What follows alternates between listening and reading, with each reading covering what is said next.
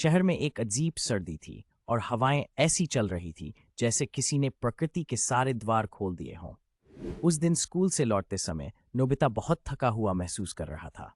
परीक्षा का तनाव, होमवर्क और अन्य समस्याओं ने उसे मानसिक और शारीरिक रूप से कमजोर दिया था।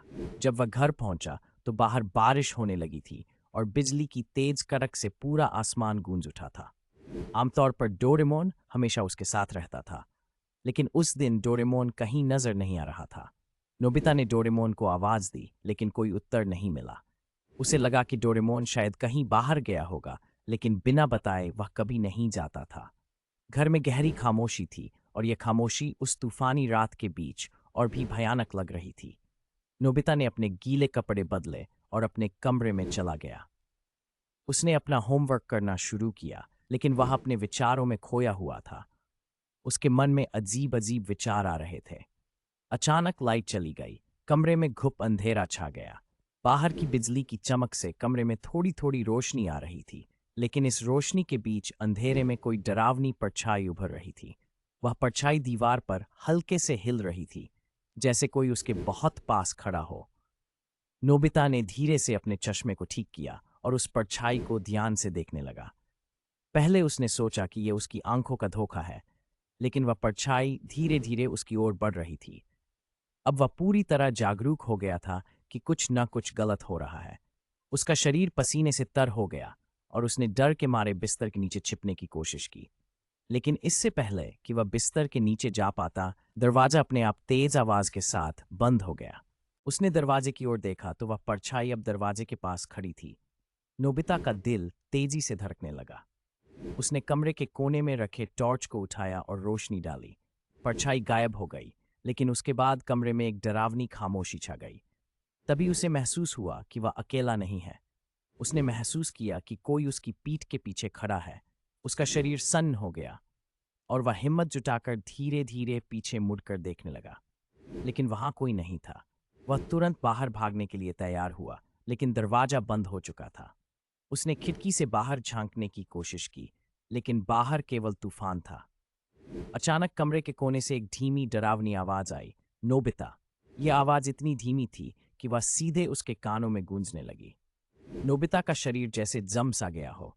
उसने सोचा कि शायद वह सपना देख रहा है, लेकिन उसकी सांसें तेज हो रही थी और दिल की धड़कनें उसकी छाती से बाहर निकलने को आतुर थीं। तभी वह आवाज फिर से आई और अब वह और तेज हो चुकी थी।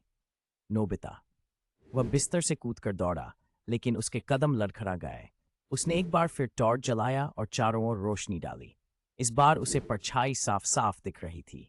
वह परछाई अब सीधे उसके बिस्तर के पास खड़ी थी। नोबिता चिल्लाना चाहता था, लेकिन उसकी आवाज जैसे गले में ही अटक गई थी। उसे ऐसा लगा कि किसी ने उसके गले को पकड़ लिया हो। वह पूरी ही ताकत से खुद को छुड़ाने की कोशिश कर रहा था। तभी अचानक दरवाजा जोर से खुला और डोरेमोन कमरे में दाखिल हुआ। डोरेमोन ने कमरे में आते ही देखा कि नोबिता जमीन पर गिरा हुआ है और उसके चेहरे पर घबराहट छाई हुई है। उसने तुरंत अपना गजेट निकाला और कमरे की जांच करने लगा, लेकिन कमरे में कुछ भी असामान्य नहीं था। नोबिता अभी भी बुरी तरह से कांप रहा था। नोबिता, क्या हुआ? डोरेमोन ने पूछा, लेकिन नोबिता के मुंह से कोई आवाज नहीं निकली। वह लगातार उस जगह की ओर इशारा कर रहा था जहां उसने परछाई देखी थी। डोरेमोन ने समझाया, शायद तुमने कोई सपना देखा है या तुम्हारी आंखों का धोखा था। ऐसा कई बार होता है जब हम अकेले होते हैं और डरते हैं। लेकिन नोबिता जानता था कि यह सिर्फ उसका भ्रम नहीं था। उसने सच में कुछ अजीब देखा था। उसने डोरेमोन को पूरी कहानी बताई और डोरेमोन ने उसे समझाने की कोशिश की कि यह उसकी मानसिक स्थिति का परिणाम हो सकता है। लेकिन उस समय नोबिता के लिए कुछ भी समझ पाना मुश्किल था। उस रात के बाद नोबिता ने महसूस किया कि उसके साथ कुछ अजीब घट रहा है। वह रात में अक्सर जाग जाता और उसे ऐसा महसूस होता कि कोई उसे देख रहा है। कई बार उसने अपने कमरे में अजीब सी आवाजें भी सुनी, लेकिन वह उन्हें नजरअंदाज करने की कोशिश करता। कुछ दिनों बाद जब नोबिता और डोरेमोन अकेले घर में थे, अचानक लाइट फिर से चली गई। इस बार डोरेमोन ने भी उस परछाई को देखा। वह परछाई एक बार फिर से कमरे के कोने में खड़ी थी और इस बार वह और भी स्पष्ट थी। डोरेमोन ने तुरंत अपने सारे गजेट्स निकालकर जांच शुरू की, लेकिन कुछ भी असामान्य नहीं मिला। परछाई धीरे धीरे उनकी ओर बढ़ रही थी और डोरेमोन के सारे प्रयास असफल हो रहे थे। नोबिता पूरी तरह से डरा हुआ था।